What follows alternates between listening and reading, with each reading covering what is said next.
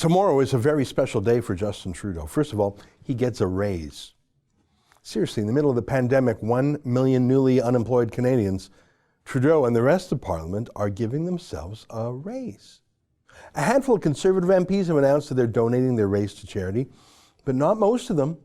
You'd think that's something that a Conservative Party leader would ask his whole caucus to do, would whip them to do, not only because it's the right thing to do, but to put the Liberals and the other parties on the back foot, to show how out of touch the elites are in this pandemic.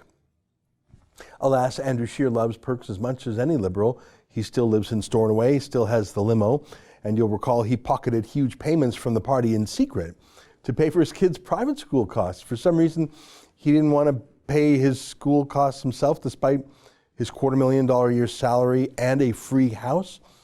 I don't know why Peter MacKay and Erin O'Toole haven't made a fuss about it either, but really, we're learning who the most important people in society are, aren't we?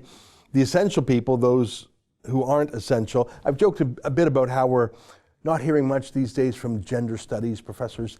They seem a bit irrelevant. Trouble is, those gender studies professors are all still getting paid.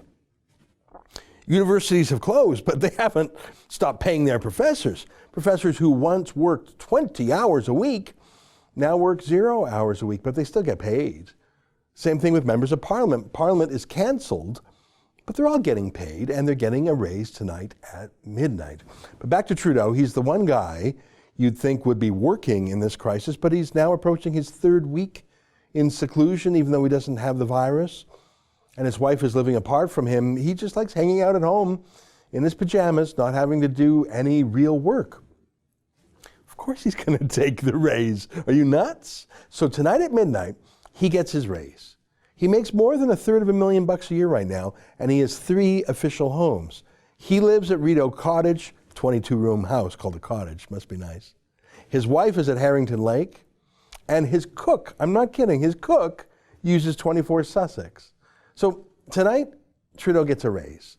And tonight, the carbon tax goes up by 50%.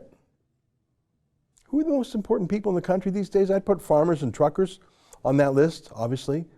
So this is a special tax on farmers and truckers. That's what they use.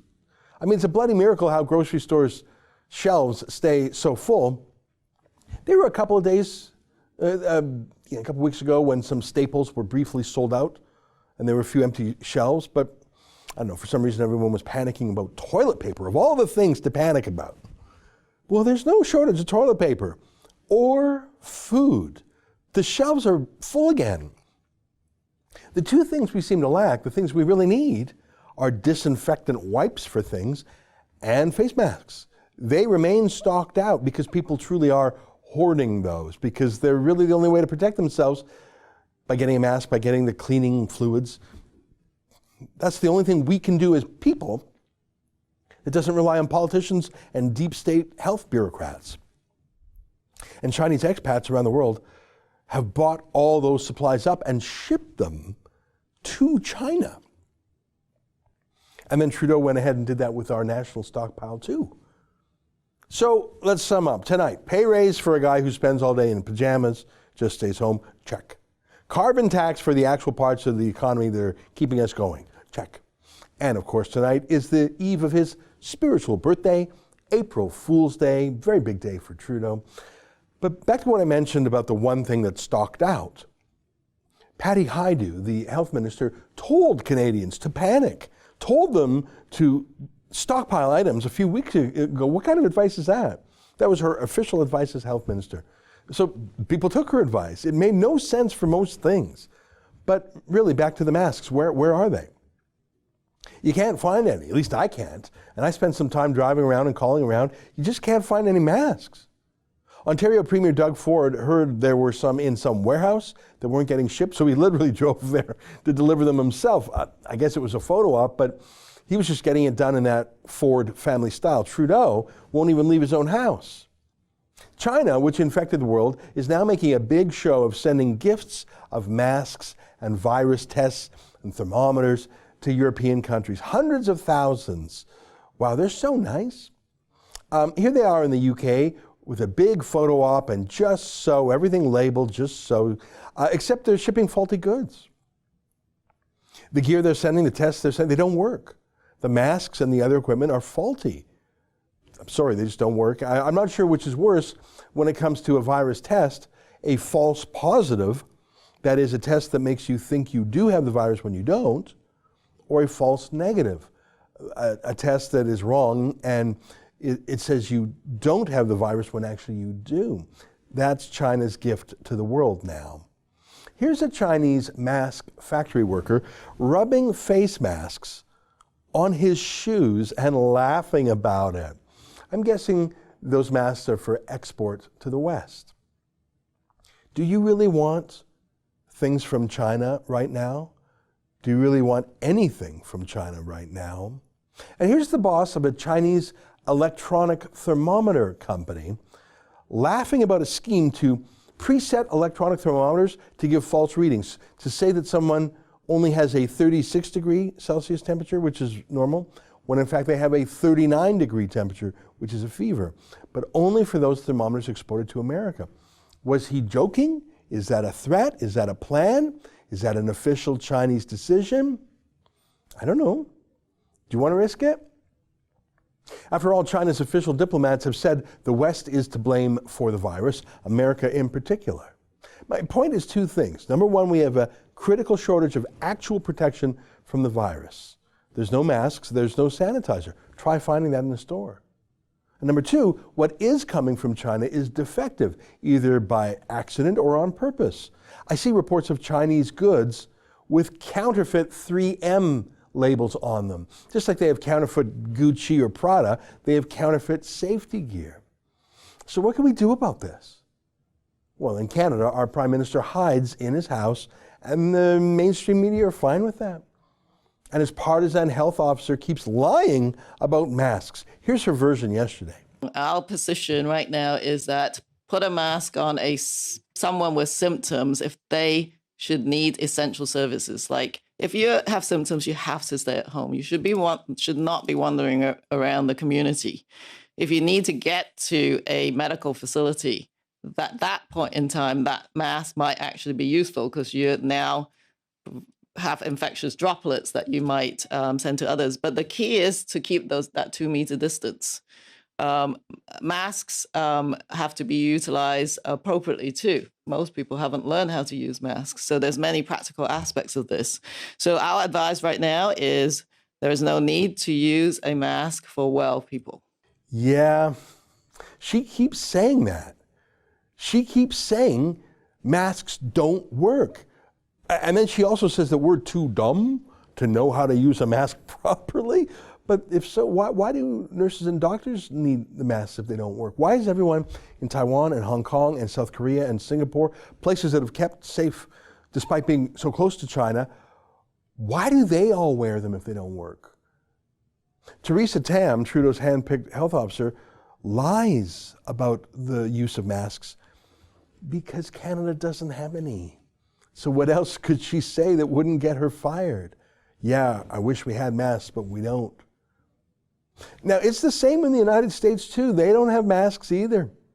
3M announced a few weeks back that they're ramping up production of masks, both the cheap variety and the fancier N95 variety. Millions and millions, but America needs billions, actually. Billions a month. If Taiwan is making 10 million a day for a country of 25 million people, then America proportionately needs 150 million a day.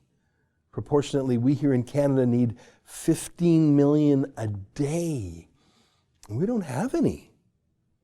So the Centers for Disease Control in the United States, they're lying too about masks. But at least American industry is slowly waking up to this. Trump has been phoning captains of industry and even meeting with them and talking to them in groups and one-on-one and twisting their arms to make things America needs. And when General Motors didn't respond or tried to wriggle out of things, Trump dropped the hammer on them and used a rarely used wartime power to compel them to make ventilators when they were resisting him. They got the message, and so did everybody else. Trump gets on the phone personally and he goes to work on people, art of the deal style. They're happy to comply out of patriotism and business interests. But Trump is there to make sure they do it and do it now and do it quickly. And he gives them some love. He gives them some spotlight as heroes. I want to show you a parade of industry leaders stepping up just yesterday at the White House announcing their efforts. Here's Jockey. When we learned of the critical need for PPE, we knew we had to help. That meant restarting production on Tier 3 isolation gowns. Monumental lifting by Jockey, Encompass, FEMA, and the FDA was done in just a few days to be production ready. As a result, we expect to begin delivering 30 to 50,000 gowns per week, helping those that need it the most right now. In addition, this week, we are also donating 10,000 units of scrubs to the frontline doctors and nurses at the Javits Convention Center in New York City. Here's another industrial supplier. Last week, we donated about 90,000 pieces of personal protective equipment to FEMA. Next week, we'll have another almost million. Again, working through our supply chain partners around the world. We're also today, this week, beginning the manufacture of face shields. Using the additive technologies that we have and the machines that we have available within UTC, we'll be able to produce approximately 10,000 shields in the next 4 weeks. Again, all needed equipment. I won't go on, but you get the picture. I want to show you one more, though. There's this guy. He's had a rough life. He used to be a drug addict. He used to have a terrible life, but then he found God and he turned his life around and he built a big company called My Pillow. And he's just a great rags to riches story. And he was at the White House announcing that his company is now going to make masks. Just 50,000 a day. It's a drop in the bucket, to be honest, but he's donating them to doctors and nurses. And he says it's going to be the most comfortable mask you could ever buy. Could be. I mean, he makes pillows for a living. Seems like a really good guy. And so Trump gave him, I think it was 90 seconds of spotlight yesterday. And because he's a Christian and a Republican, oh my God, did the lazy left attack him. Here's a guy who has retooled his factory to make and donate 50,000 comfortable masks a day for nurses.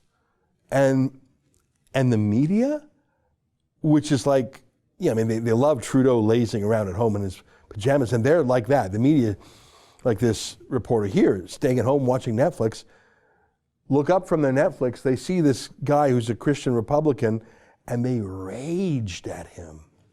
That's typical, that's America. Industry is rising to the challenge.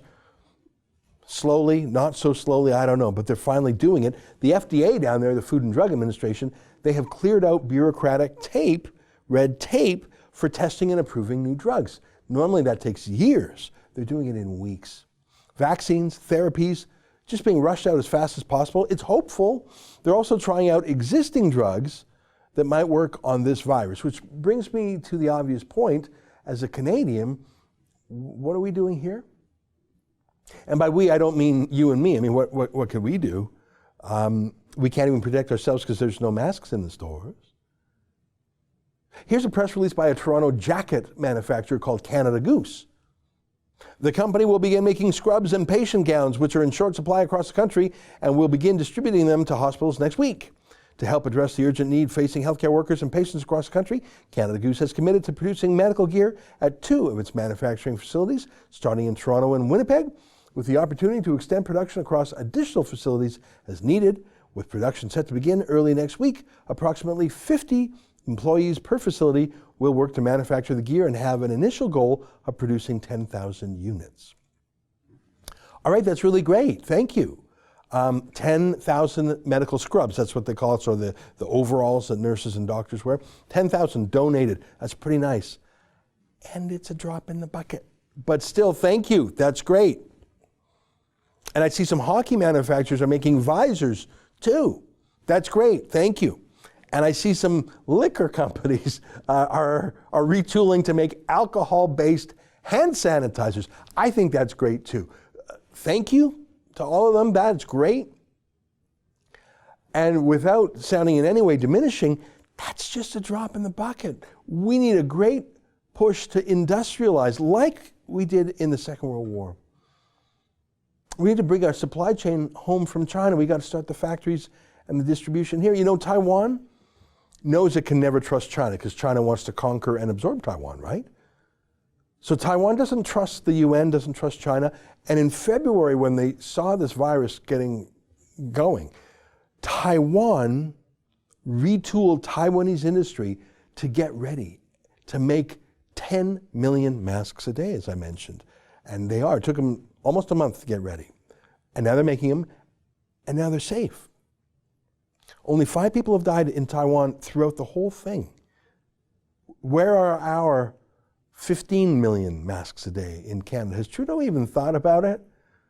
Or does he still believe Theresa Tam, his hand-picked health officer, saying, no, you don't need a mask? We have the laziest leader in the world. He's quarantined himself even though he doesn't have the virus. He's giving himself a pay raise. He's raising taxes on farmers and truckers, and he's not lifting a finger to get Canadian industry to rally to the fight. They're doing so on their own, if at all. Trudeau is like an emotional teenager, sleeping in, watching Netflix, and avoiding any responsibility. We Canadians deserve better. That's an excerpt from my daily show, The Ezra Levant Show. Every day I do a monologue on the news of the day, then I interview an interesting guest, and then I read my hate mail. You gotta subscribe. Go to rebelnews.com.